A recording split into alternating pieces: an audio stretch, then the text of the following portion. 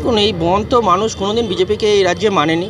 ভোটে তার ফল তারা পেয়েছে এবং আগে টাকা বন্ধ করতো, টাকা বন্ধ করে ভেবেছিল ভোটে জিতবে, যাতে বাংলার মানুষ তার পরিষেবা না পায়, সরকার যাতে পরিষেবা না দিতে পারে। এবং এখন তারা যেটা করছে, তারা এখন করছে কি, মানুষকে যারা তাদের দলের সমর্থক তাদেরকে নিয়ে ঝামেলা করবার সৃষ্টি করছে, যাতে কাদের ক্ষতি হচ্ছে, আমার আপনার মতন যারা খেটে খায় তাদের। যেরকম ধরুন আজকে বাংলা বন্ধ ডাকছে, কালকে ওখানে মিছিল, সেই দোকানগুলো বন্ধ থাকছে। পুজোর সময় মানুষ দুটো পয়সা ইনকাম করবে, যারা এই পুজোর উপরে নির্ভরশীল, যারা জামা কাপড়ে বিক্রেতা, সবাই পুজোর উপরে কম বেশি সবাই নির্ভরশীল। কিন্তু তারা যাতে রুজি না ইনকাম করতে পারে, যাতে বাংলার মানুষ ঠিক করে খেতে না পারে, বিজেপি তার সব রকম ব্যবস্থা করছে। 100 দিনের কাজের প্রকল্পের টাকা বন্ধ করেছে, আবাস যোজনার টাকা বন্ধ করেছে।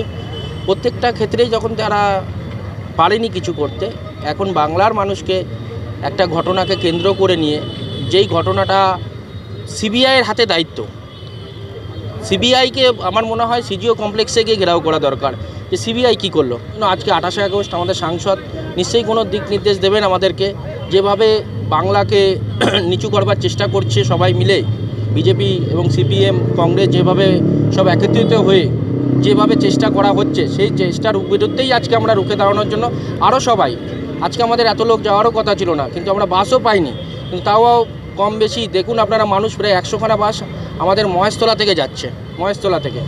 আজকে একটাই কথা, যে এভাবে বাংলাকে ছোট করা যাবে না। আমরা সবাই মিলে আজকে ধর্মতলায় যাচ্ছি। টোটাল কতজন যাচ্ছে?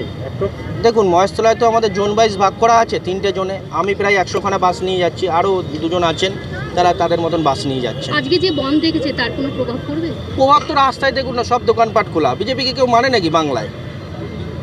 বিজেপিকে কেউ বাংলায় মানে? বাংলায় মানলে তো তারা ভোট পেতো, আসন পেতো, সব পেতো।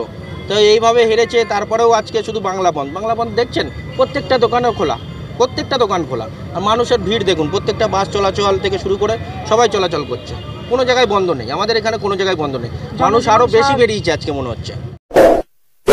এমনই তাজা ও গুরুত্বপূর্ণ খবর পেতে খবর 17 চ্যানেলটি সাবস্ক্রাইব করুন এবং নোটিফিকেশন পেতে বেল আইকনটি টিপুন।